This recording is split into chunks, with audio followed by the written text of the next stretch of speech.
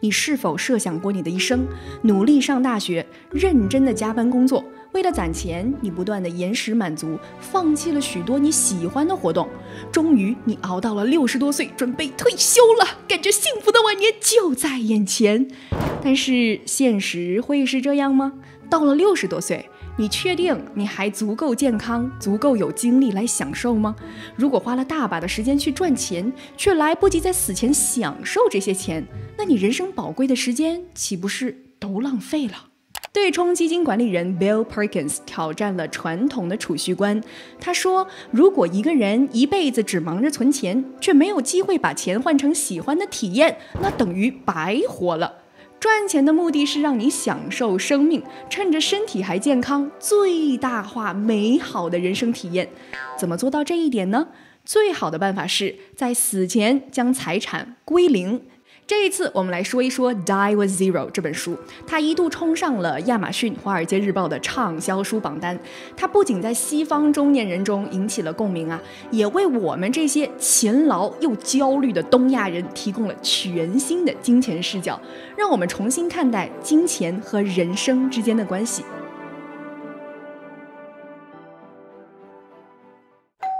一、赚钱的最终目的。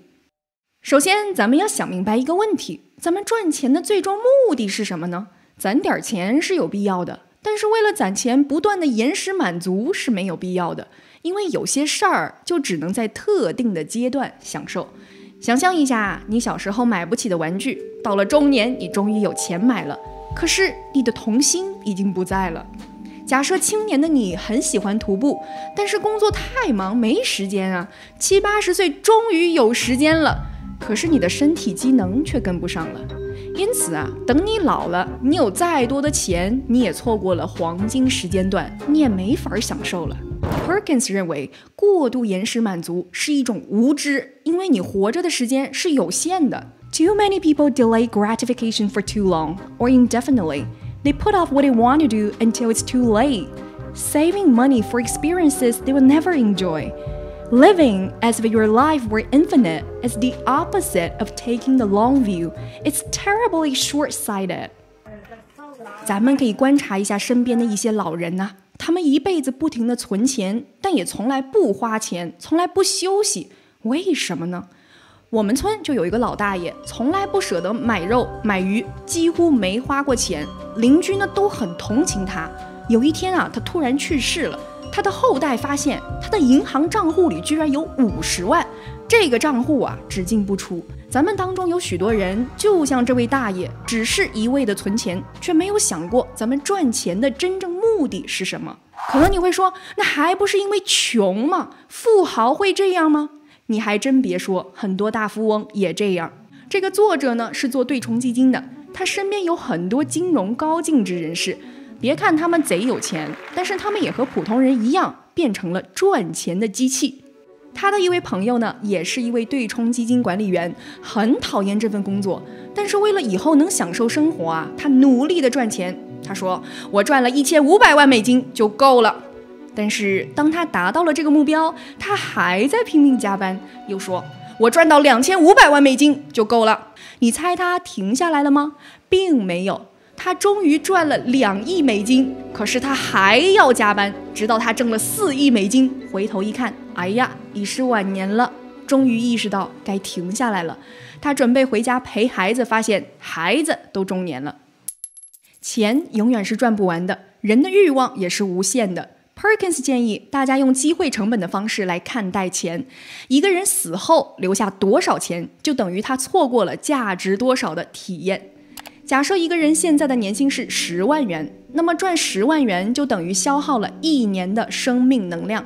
假设这个人死后留下存款100万元，就相当于消耗了10年的生命能量，错过了价值100万的体验。你知道人死前最后悔的事情是什么吗？澳大利亚一位做临终关怀的护士记录了很多老人死前的心声，他们最后悔的事情啊，第一，希望能不在意别人的眼光，过自己真正想过的生活。第二，希望没有为工作把自己搞得那么累。这位护士记录到 All of the men I nursed deeply regretted spending so much of their lives on the treadmill of a work existence. 所以啊，钱生不带来，死不带去，唯一的作用就是为我们换取更多美好的人生体验。Perkins 认为 ，Life is a sum of experiences， 人生就是体验的总和。想要过好这一生呢，你现在就要想明白这2件事情。首先，什么事情能让你内心快乐？想办法把钱变成让你幸福的体验。另外，要获得最多的幸福体验呢，你就得在对的时间做对的事情。2，随着年龄的增长，金钱的效用下降。西方资本主义社会啊，总是把退休以后的日子叫做黄金岁月。于是呢，很多老百姓拼命攒钱，想着退休以后慢慢享受。Perkins 提醒道，等你老了，这些钱真的还有价值吗？金钱发挥最好效益的时候，是我们年轻力壮的时候，而不是衰老和病痛的时候。以旅游为例，你要旅行的开心，不光要有点钱，你还要有时间和健康。20多岁的你超想去跳伞、滑雪和徒步，但是没钱，只好延迟满足。等到你60、70岁，终于有钱有时间了，你的身体吃不消了。Perkins 提出了人生幸福三角形，也就是获得幸福感的3个前提：健康、时间和金钱。很可惜啊，你3个全都沾上，很难。年轻时你有健康，没时间没钱；老了呢，有时间有钱了，可是健康不在了。作者认为呢，这3个因素中啊，最重要的还是健康。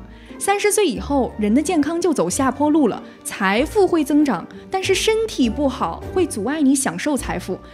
Everyone's health declines with age. Wealth, on the other hand, tends to grow over the years as people save up more and more. But worsening health gradually constrains your enjoyment of that wealth as more and more physical activities become impossible to enjoy, no matter how much money you can afford to spend on them. 而且啊，人老了，除了死前在医院大手花钱，平时啊，钱根本花不了多少。这本书引用了2017年美国消费者支出调查数据，从55岁到75岁以上的家庭，每年的开销都在大幅度的下降。你想啊，人老了，吃也吃不动，走也走不动，怎么花钱呢？70多岁基本上就没有办法自由蹦跶了，80岁的老人不坐轮椅，不长期卧床就不错了，更别说出门溜达、旅行和消费了。可能有人要问了，万一老了生重病了，钱不够用怎么办呢？Perkins 犀利地指出，在健康的时候放弃大好时光，努力赚钱，就为了躺在医院里延长几天的性命，非常不理智。真到那一天，普通人这辈子攒的钱都不够治疗，就算治疗，也只是插个管子维持生命体征，毫无生活质量可言啊。以美国的医疗为例，没有商业医保的老人，临死前的住院费用是5万美金一晚，相当于美国普通人1年的工资。也就是说，你用1年的青春血汗换来了病床上多1天的性命，值吗？还不如早点保养身体，不过度工作，好好享受。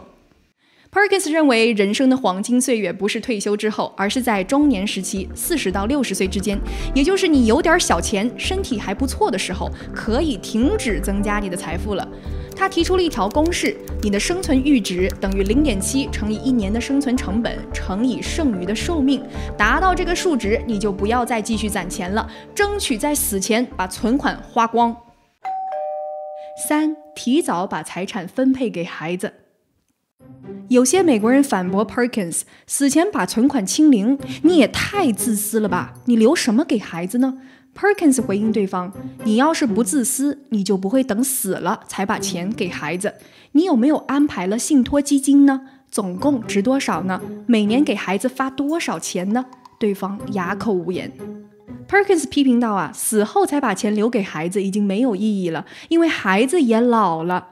美国联准会调查显示，美国多数人在60岁继承父母财产，也就是说，孩子们已经错过了最佳的享受年龄，遗产很难改善他们的生活质量了。所以 Perkins 建议早一点把财产交给孩子，比如在孩子青年奋斗的时候，出钱给孩子买房，出钱支持孩子创业，或者成立家族信托，给孩子每个月发零花钱，这样才能让孩子在黄金年龄段享受到生活，这才叫财富传承。曾经作为财经记者啊，我也研究过财富传承的问题。其实无论是富豪还是中产，都逃不掉富不过3代的诅咒。别说3代了，财富延续到第2代都非常难。报告指出，亚洲90%的亿万富翁的财富延续不到第1代和第2代之后。麦肯锡的一组数据显示，全球家族企业平均寿命只有24年，只有30%的家族企业可以传到第3代。咱们国家中产家庭的财富啊，也基本上没有传到第3代的经验。作为一个土生土长的温州人，我见过太多的家庭的大起大落。